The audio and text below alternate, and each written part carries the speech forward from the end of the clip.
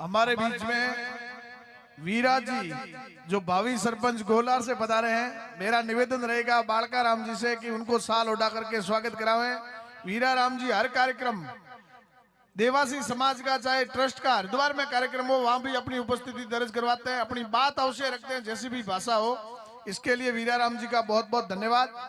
वीरा राम जी सरपंच, वाह वाह। भावी सरपंच हम चाहते हैं कि अगली बार सरपंच बनेंगे। वाह वाह।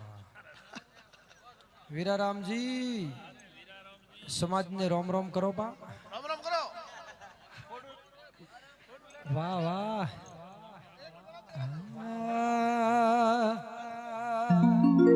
वीरा रम लाल लाल पाघड़ी है मन मार मोया, लाल लाल पाघड़ी है मन मार मोया।